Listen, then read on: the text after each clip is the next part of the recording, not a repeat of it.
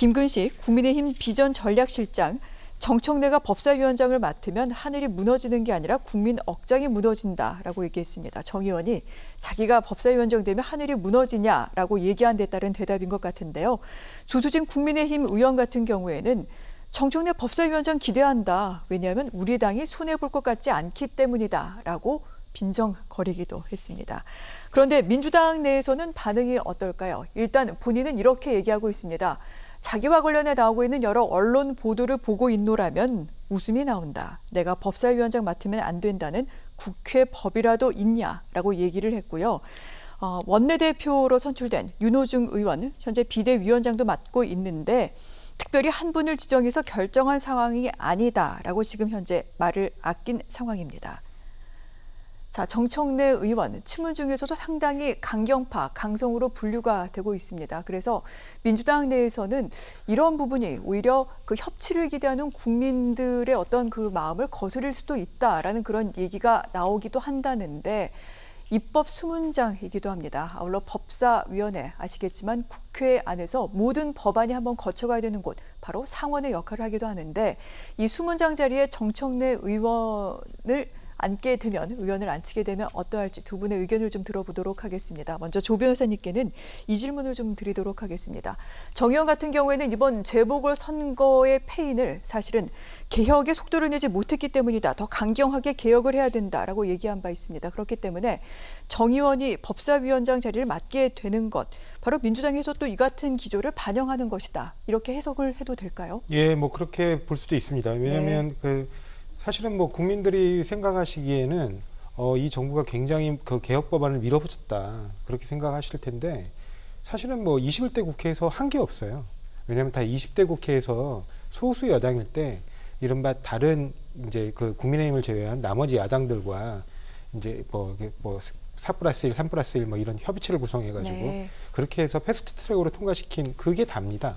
21대 국회에서 예를 들면 항상 논란이 되고 있는 검찰개혁이라든가 언론개혁에 관한 어떤 법안도 통과된 게 없어요. 그래서 그런 부분뿐만 아니고 그다음에 이제 여러 가지 그 민생개혁입법 같은 경우에도 사실은 21대 국회에서 굉장히 지지부진했거든요. 그런 부분 때문에 이제 뭐 이번에 그 여당 당대표 후보로 출마하신 우원식 의원 같은 경우는 도대체 민생개혁법안 중에 제대로 진행된 게 없다. 우리가 이 소상공인들을 보호하기 위해서 그동안 여러 가지 법안들이 굉장히 많이 발의됐는데 사실 하나도 제대로 통과된 게 없지 않냐. 그런 것들을 얘기하고 있는 겁니다. 그래서 어떻게 보면 그 내각 내에서 그 내각 구성원 사이에 여러 가지 충돌이 있다 보니까 이제 국민들이 보기에는 여당에서 굉장히 야당을 도외시하고 밀어붙였다 이렇게 인상을 갖고 계신데 실제로 진행된 게 없고 그래서 그런 부분에서 좀 이제 여당 내에서 답답함을 느끼고 왜냐하면 실제로 민생들을 다 챙겨야 되는데 코로나19로 고통받는 소상공인들을 위한 소급법 이렇게 소급 보상 도입 논의도 전혀 지금 진행된 게 없거든요. 그러니까 그런 부분들에 대해서 좀 더 강력하게 여당의 어떤 그 추진력을 보여주고 그래서 국민들의 삶을 좀 돌봐야 되는 거 아니냐. 그러니까 그런 비판들이 있어서 그런 부분들에 대한 논의로 좀 나오는 것 같습니다. 그렇군요. 여당 내 우려의 목소리와 함께 또한 긍정적인 시각은 어떻게 분석을 할 수 있는지 이 부분에 대해서 여쭤봤습니다.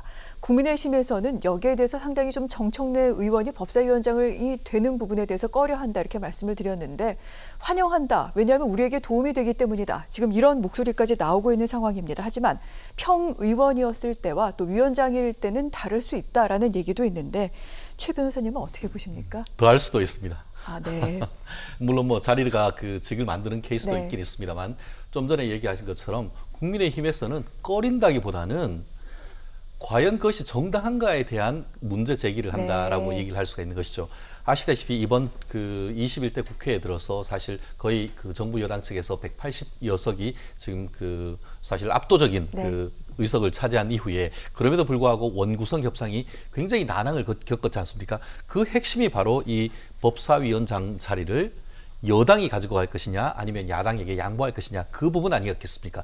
그렇게 나온 이유는 뭐냐면은 아시다시피 그 국회에서 운영위원회 같은 경우에는 전통적으로 여당 쪽이 그리고 법사위원장 같은 경우에는 전통적으로 야당 쪽에 그 자리를 양보하는 것이 그 지금까지의 어떤 불문법적인 어떤 예였습니다. 그러면서 그렇게 하는 것이 바로 입법 견제의 수단인 것이죠. 좀 전에 얘기하신 것처럼 우리나라는 단원 제도지만 마치 법사위의 어떤 그 자구심사 제도라든가 이런 것들을 통해서 그 부분에 있어서의 어떤 네. 최종적으로 야당 법사위원장을 줌으로써 어떻게 보면 정부와 이 입법부의 간의 어떤 협치를 할 수가 있고 또 입법부를 통한 그 정권을 그 정부를 어떤 견제할 수 있는 그런 중요한 자리가 지금까지 이 법사위원장 자리였고 그러다 보니까 다수 여당 같은 경우에도 법사위원장 같은 경우에는 야당 쪽에 양보해 왔는 것이 지금까지의 어떤 그 관리였습니다. 그런데 이번 그 아시다시피 그 4.7 서울시장, 부산시장 선거의 민심은 입법 독주, 어떻게 보면 입법 폭주, 여당 입법 폭주에 대한 어떤 견제였는데, 그러면은 어떤 전체적인 그런 입법 폭주를 이제 그 방향을 틀어가지고 여야 협치로 가야 되는 것이 아닌가 하는 일발의 어떤 야당 측 지지자들 같은 경우에는 기대가 있었습니다.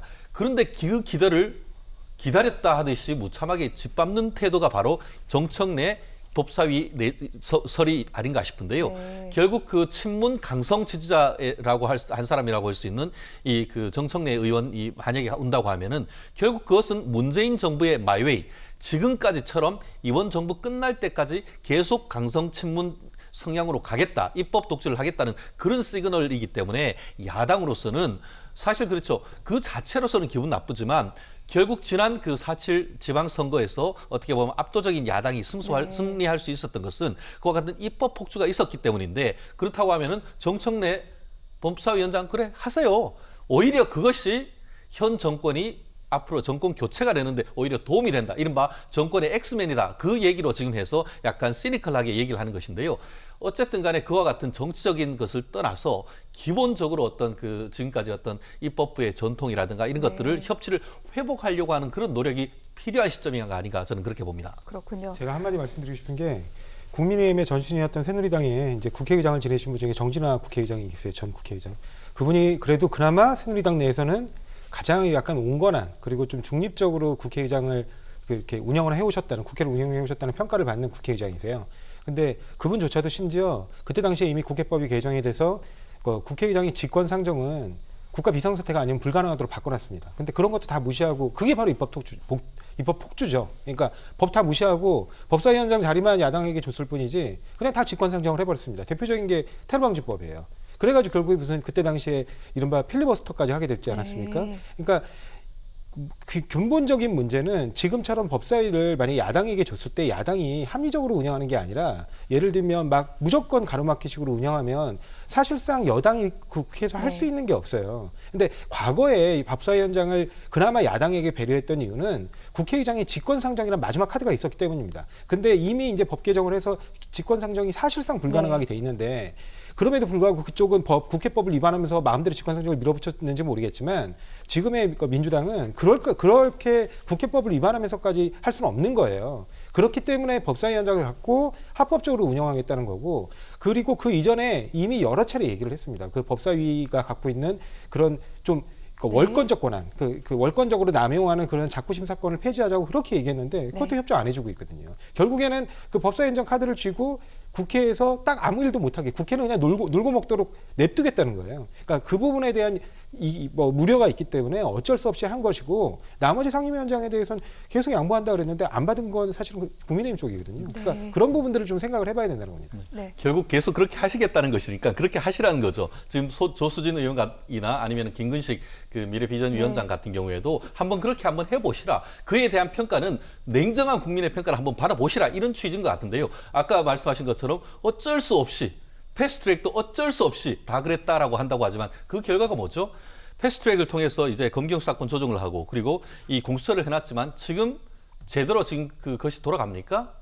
그와 말은 개혁이라고 했지만 개혁이라는 허울을 쓰고 실질적으로는 정권 보위처를 만들었다는 비판이 현재 지금 드러나고 있지 않습니까? 그렇기 때문에 어떻게 보면 야당이 그 법사위에 있으면서 그런 부분에 대해서 견제를 하고 그 부분이 일정 부분 수정이 됐다고 하면 오히려 새로운 어떤 그 검경수사권 조정이나 아니면 공수처가 훨씬 더 접근이 쉬웠을 텐데, 일방적인 입법 폭주에 의한 독주 결과 지금 그 사법체 자체가 누더기가 된 것 아니겠습니까? 그게 과연 개혁이냐는 거죠. 아니, 지금 알겠습니다. 현직 청와대 인사들이 전부 다 수사를 받고 있는데 무슨 정권 보이처 얘기를 하시는지 도저히 이해할 수가 없습니다. 자, 일단 법사위원장을 야당이 주지 않았다라는 국민의힘의 이의 제기, 또 여기에 대해서 왜 그랬어야 되는지 민주당 측의 의견까지 들어봤는데 다시 정청래 법사위원장 가능성에 대해서 좀 얘기를 돌려보도록 하겠습니다. 왜냐하면 일단 윤호중 원내대표 같은 경우에는 법사위원장 야당 주는 거 타협의 여지 없다. 상임위원장도 우리가 다 가져간다라고 이미 천명을 했기 때문에 이 부분은 민주당에서 계속 가져갈 것으로 보이고요.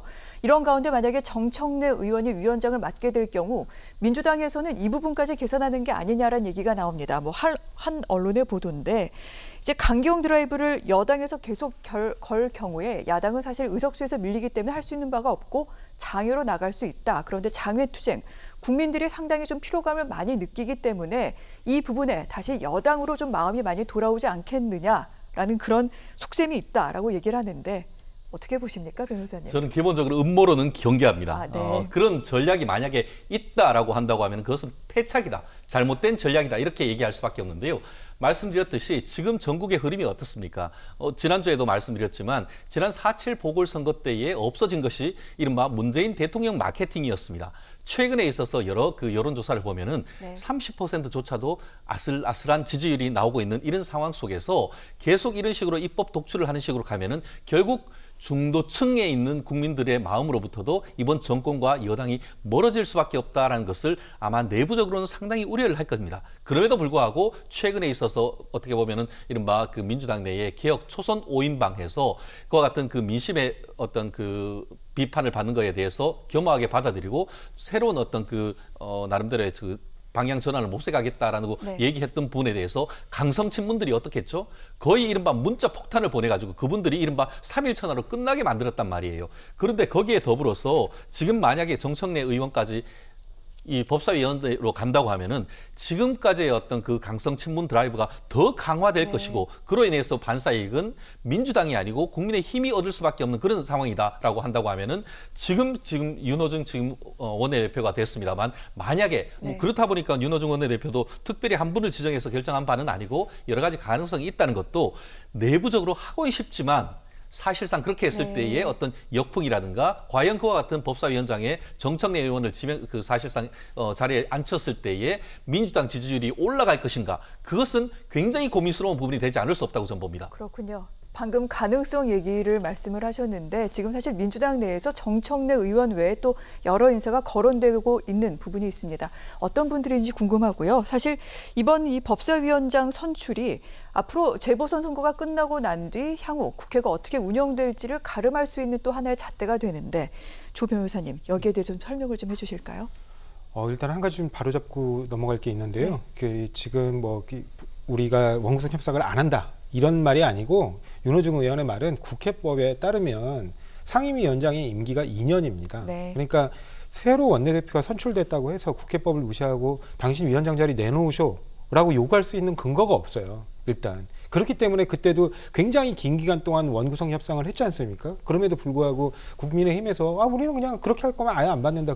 결국 그렇게 돼서 지금 현재 상임위원장들이 뽑힌 것이고 이거를 현실적으로 원내대표가 새로 선출됐다고 해서 물러나게 할 수 있는 법적 근거가 전혀 없어요. 윤 의원도 선출되고 난 뒤 언론 인터뷰에서 그 부분은 확인을 했고요. 단지 이제 법사위원장이라는 자리는 공석이 됐기 때문에 새로 뽑을 수는 있겠죠. 그거는 이제 임기가 이제 비워지게 됐지 않습니까? 근데 그 부분은 아까도 말씀드렸듯이 법사위원장이라는 자리가 갖는 그 지위 그리고 그 부분에 대해서 법사위원장이 그 형식적 자구심사권을 남용하는 현재 그 국회법을 개정하지 않으면 사실상 여당한테 174석을 갖고 있음에도 불구하고 여당이 전혀 역할을 할 수가 없기 때문에 그런 부분을 양보할 수 없는 그 불가피한 사정 때문에 지금은 법사위원장을 여전히 여당이 갖겠다는 그런 의미라고 보시면 될 것 같습니다. 그다음에 지금 법사위원장 후보로 정청래 의원이 딱 찍혀져 있는 게 아닙니다.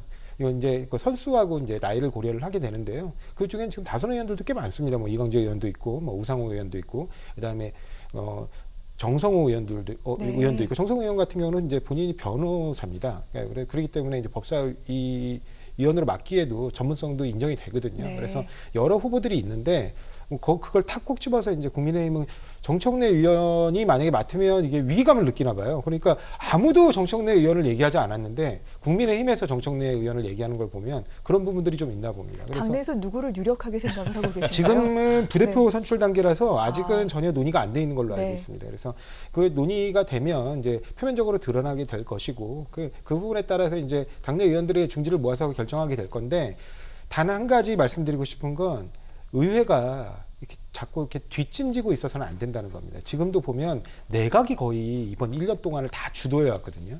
그 과정에서 국회가 네. 제대로 된 어떤 역할을 한 게 별로 없어요. 그리고 그 부분에 대해서 국민들이 굉장히 좀 아쉬움이 많이 남는 거죠. 왜냐하면 관료들이 보는 시각이 결국에는 일반 서민들의 민생과는 상당한 거리감이 있거든요.